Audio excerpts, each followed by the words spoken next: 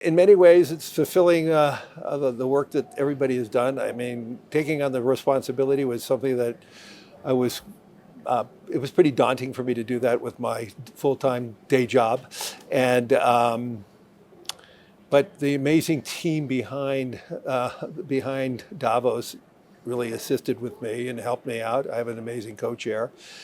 And importantly, though, I think everybody was in need of having a conversation. We, as a board, we talked about that we wanted to move the conversation and have a much more open, robust conversation. Yeah. And that's how we came up with the spirit of dialogue as the foundation of today. But I think the confluence of so many things going on globally, I think we were able to be at the right moment in the right spot.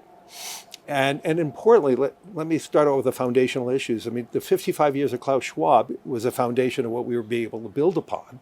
But no place other than the World Economic Forum in Davos has the combination of world leaders, and we had 84. I think the only other place where you have 84 world leaders in one place is at the UN in New York. But we had over 800 CEOs in share. We had civil society. We had so many different people here. And I think it was that conversation, that spirit that really made it. I guess it was touch and go because at times people were bracing for a belligerent speech from President Trump. So I don't know how you look at geopolitics and geoeconomics given what we've learned so far. I think because of all that everybody wanted to hear, I think Tuesday was just as important. The conversations we had with Europeans, with Mark Carney, with Emmanuel Macron, they were great, honest, open conversations. I think Mark Carney delivered an incredible conversation. I may not have agreed with everything he said. That's not what we're here for. We're here to have that conversation. But I really do believe the openness of those conversations on Tuesday led obviously to a large conversation with the President of the United States yesterday, and then we had the peace initiative this morning. But my conversation even Wednesday morning with Jensen on the role of NVIDIA and what does that mean for all of AI? And to me, I learned a lot in that conversation. Do you worry about AI bubbles? I mean, this is the thing that worries the markets. If you put your BlackRock hat on for a second, yes, yeah. It's AI and it's geopolitics. Which one's more uncertain? I don't think there's any uncertainty about AI. There's no question. Hundreds of billions of dollars is needed to build this out. The CapEx is going to drive more global growth. How that is going to be dispersed and where it's going to be really dependent on each and every government. But I sincerely believe there is no bubble in the AI space. That being said, like in everything else in capitalism, there's going to be some big failures.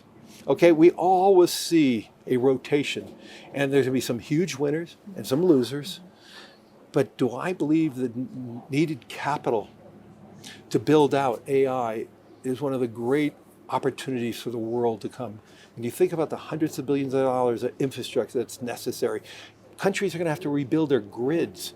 We're going to have to source new powers of energy. Last night at a dinner, we had an amazing conversation on how AI is going to change science and how it's going to improve human lives in terms of medicine.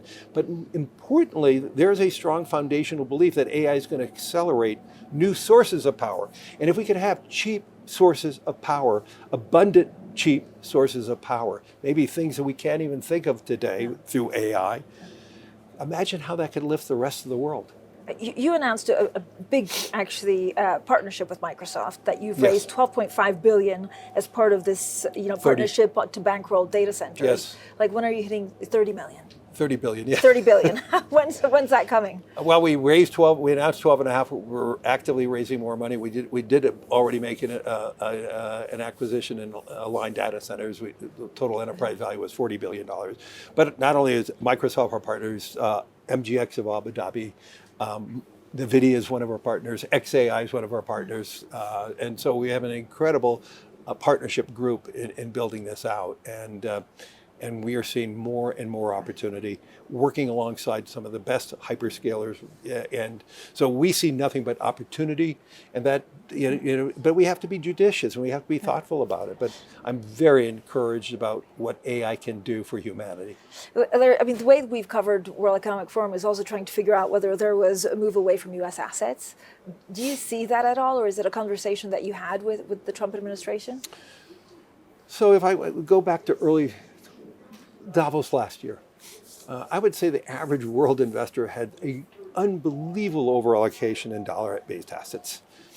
And I think over the course of last year, we saw probably a 5% reallocation. And that's fine. I mean, when your liability is another currency and you're investing in dollar, I mean, the value of the dollar is an important consideration in your total return. Could there be more reallocation of the dollar? I think the U.S., because of where we are at AI and the amount of capital that's being spent, I think we have the U.S. economy is really growing fast. I mean, we estimate it'll be over 5%, in the first quarter. So we are, the key is now, don't just focus on GDP, because GDP is heavily oriented to all the CapEx on AI and technology. The key is in that economic condition, are we creating enough great jobs? And so to me, that is what what we need to be focused on, not just GDP anymore, because GDP is going to be powerful. And that's one of the reasons why I am still, I do believe the United States is one of the great places to invest, and it will remain to be one of the great places to invest. But having a diversification, that we've seen a little bit here and there, I'm very relaxed about it. I think there's too much noise about that. Okay. What have you learned here in Davos? I mean, you've spoken to everyone.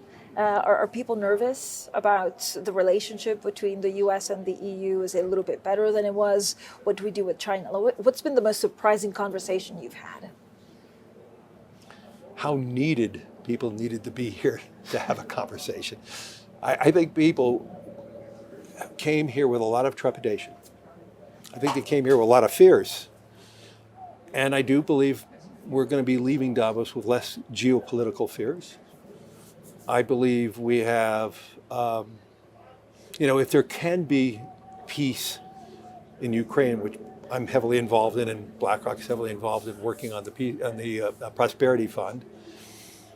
I mean, think about that. If we could have that, that's the foundation of more global economic growth. When you think about when we entered 2025, where we had a war in Gaza, we had all these different skirmishes, and we may be more nervous and focusing on all these issues, but the reality, the world is becoming safer, not less safe in my mind. And the last thing I want to say related to volatility, which if you look at the 10-year Treasury on January 1st, 2025, April 1st, and October 1st, and then January 1st this year, if you're looking at using those 4 points of data at the 10-year Treasury moved 3 basis points. Okay, yes, we've had a lot of volatility. There's been a lot of volatility. But my point is, the way I want to talk about that, when you look at those wider points, there's been no volatility. And the key and the message that we need to be telling people who are watching, it's not about the moment, it's not about the noise. I mean, it is about long-term investing. When I think back, if you invested $1 in the S&P on January 1st, 2000, and a year later, you had a 30% downdraft because of the dot-com bubble. But over that 25 years, you made over an 8% compounded return, better than almost any other investment again. I think there's just not enough narrative, not enough conversation about, we got to just walk away from the noise. And if you believe in that we can be better, if you believe that your government, your economy is going to grow, you need to grow with it. I said something in one of my meetings earlier today, I don't remember which one now, and this one very powerful person in AI came up to me yesterday and he said, "You're right." And what I said was, we need to make sure if this AI transformation is real, I think we need to make a responsibility getting more people to be investing alongside of it, not watching. And I always say, if you believe in your country, why aren't you investing with your country? And the best way of investing is in a broad index in your country. And I think one of the foundational problems of Europe has been the underinvestment, the lack of a capital markets in Europe. When you think about the success in the last 24 months in Japan, it started when the then Prime Minister Kishida doubled the size of the NISA account, which is the self-directed retirement account. Larry, does that change after the threats and warnings from President Trump for Europe? Is this the time where they focus on capital markets? I heard Christine Lagarde talk about Europe needs a capital markets, a unified capital markets. I think that's an important message for Europe. I think President Trump's prompting Europe to take more responsibility in defense and NATO. All these things are really wonderful. I think I actually am bullish on Europe because I'm starting to see Europe doing these long-term things to build vitality for the future. Larry, are you moving west to Detroit? There has never been a formal conversation or a conversation at the board level or at the governance committee about any movement of Davos. There has been a broad conversation, how can we bring the vitality of the World Economic Forum in Davos to other locations? I will be in Istanbul with the World Economic Forum this spring in Istanbul. There is a spring World Economic Forum now in Jeddah in April. And so we need to have this foundation of conversation, not just here in Switzerland, but we need to have it in other locations.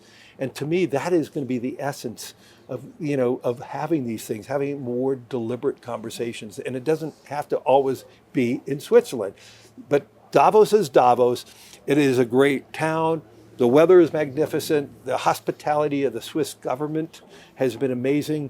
I think the having this Congress Center has really allowed us to have, intimate conversations, brilliant conversations, and importantly, open conversations.